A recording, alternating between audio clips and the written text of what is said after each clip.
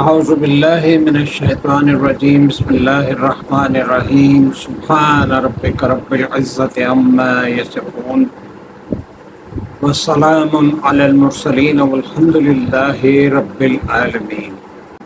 تمام دیکھنے سننے والے بہن بھائیوں، بیٹیوں کو اور ہم اثر لوگوں کو سب کو میرا سلام پہنچے۔ سید امتیاز علی شاہ دادا ابو اسپیکس کے پلیٹ فارم سے آپ سے مخاطب ہوں۔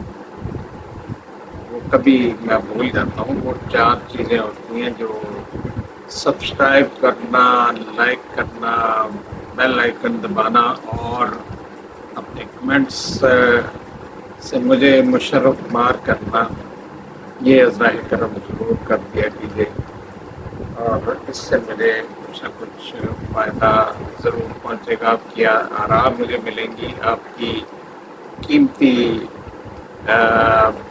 تجاویز ملیں گی، تو ہم بہتر طور پہ اپنے پرانے سلسلوں کو کھنگالنے میں رہیں گے۔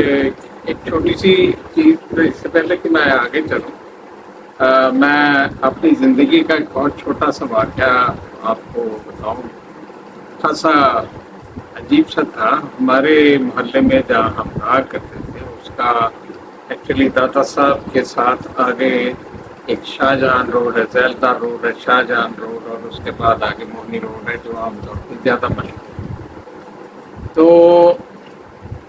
وہاں پہ کچھ تندور بھی ہوتے تھے، اور عام طور پہ شام کے وقت اگر وہ مین پہ ہے، مین ہمارا ایک تھا مسجد کے بالکل ساتھ تھا، تو وہ وہاں پہ چارپائیاں بھی بچھی ہوتی تھیں اور لوگ آ کے بیٹھتے بھی تھے، گپ شپ بھی کرتے تھے۔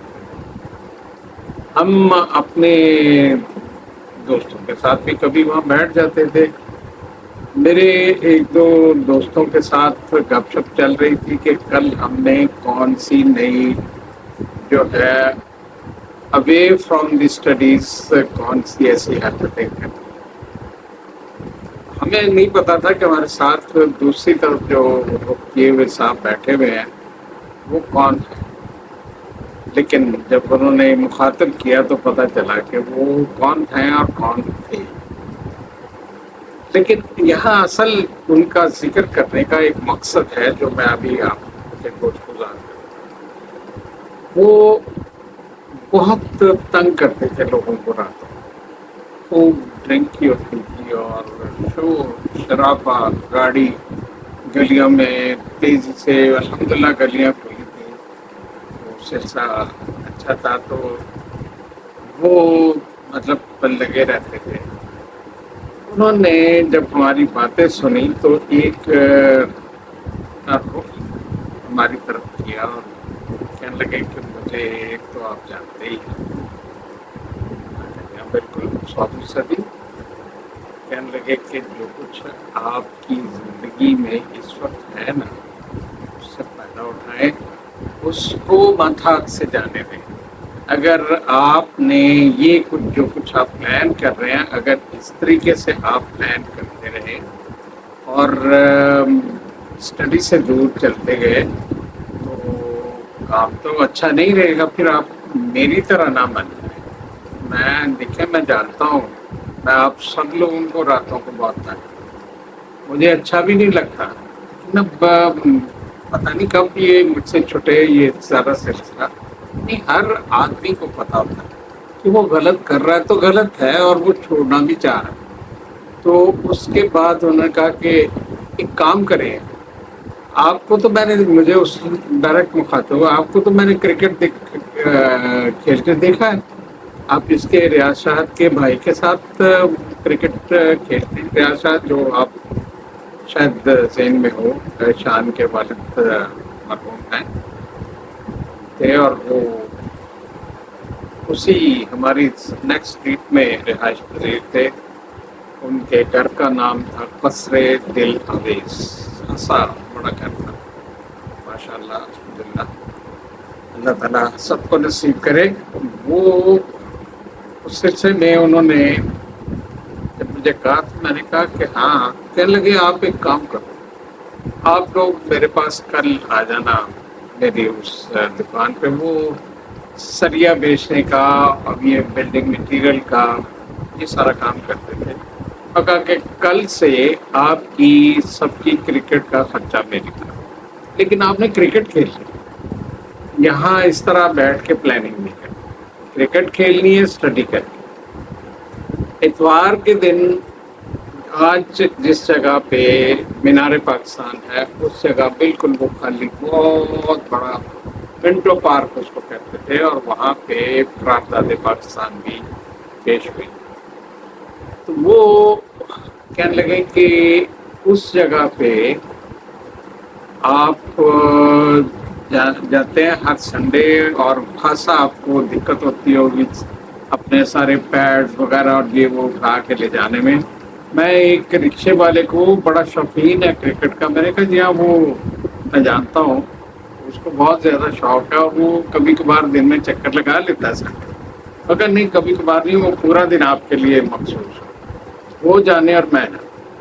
صبح آپ کو آپ کا سامان اور جو کچھ اس میں کوئی اگر بیٹھنے کی جگہ ہوئی تو بیٹھ جائے، نہیں تو پیدل آپ جا سکتے ہیں. سامان وہ آپ کا لے جائے گا، شام کو سامان بھی لے آئے گا، دن میں وہی رہے گا وہ آپ کے ساتھ. تو آپ کو جتنا مٹیریل اس کے لیے چاہیے، بالس چاہیے، بیٹس چاہیے، وکٹیں چاہیے، کوئی چیز ایسی آپ میرے پاس کل آپ نے آ جانا بس. لیکن دوسرے دن اللہ دے بندہ لے، وہ تو مطلب ہمارے لیے سب سے بڑا مسئلہ ہی اس وقت یہ تھا کہ ہر دوسرے چوتھے دن جو بال ٹوٹ پھوٹ کا شکار ہوتا ہے تو ہم اسی کے ساتھ کھیل رہے ہوتے ہیں، اور کبھی وہ نہیں بھی ہوتا. تو ایک ایسا شخص جو زندگی کے اس زاویے پہ تھا جہاں وہ اپنے آپ کو جانتا تھا کہ میں غلط کر رہا ہوں، وہ کچھ بچوں کو رائے راست پہ لانے کے لیے اپنی جیب سے سارا کچھ کرنے کے لیے تیار تھا، اور اس نے کیا.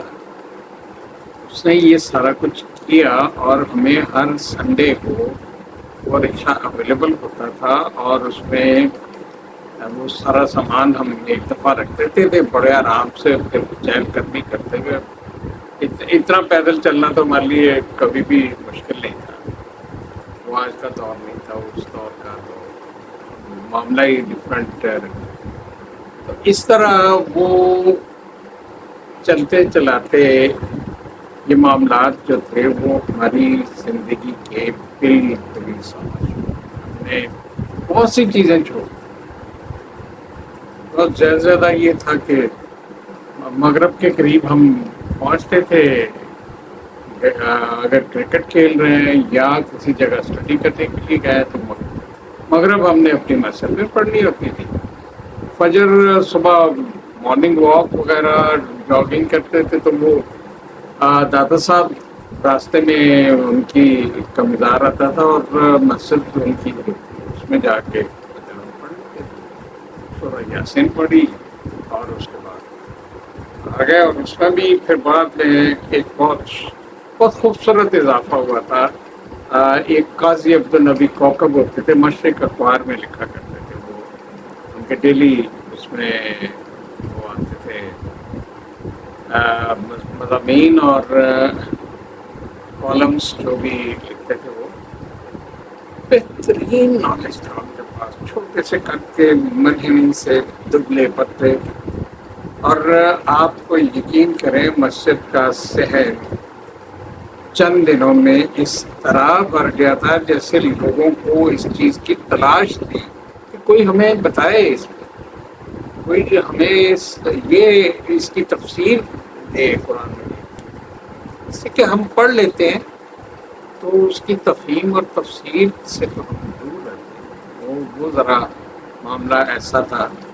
تو اس میں ہوا یہ کہ کچھ لوگوں نے جو مخیر حضرات تھے، انہوں نے جو لوگ بیٹھ کے پڑھتے سارے بیٹھ کے پڑھتے تھے، تو انہوں نے ان کے آگے وہ چھوٹی چھوٹی سی ٹیبلز اس طرح کی بنوا دی کہ وہ اس کے اوپر نوٹس لینے کے لیے بکس نوٹ بکس بھی رکھ سکتے تھے، اور اس کے علاوہ وہ اپنے معاملات کو طے کرنے کے لیے یا سننے کے لیے قرآن مجید پراپرلی سامنے کھول کے دیکھ سکتے تھے۔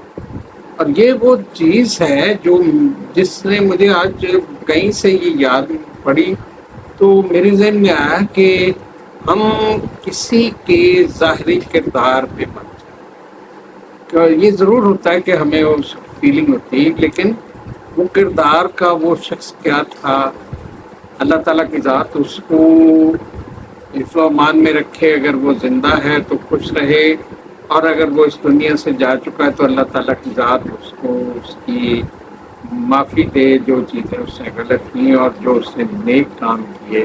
اب یہ پتہ نہیں کہ اس کے علاوہ وہ اور کتنے لوگوں کو کس کس انداز میں وہ سپورٹ کرتا ہوگا، کیونکہ اس کی آمدنی ماشاءاللہ بہت شاندار تھی، بہت اچھا بزنس اس کا چل رہا تھا، اور وہ مطلب ساری چیزیں بلڈنگ مٹیریل ہوتی ہے ایسی ہے۔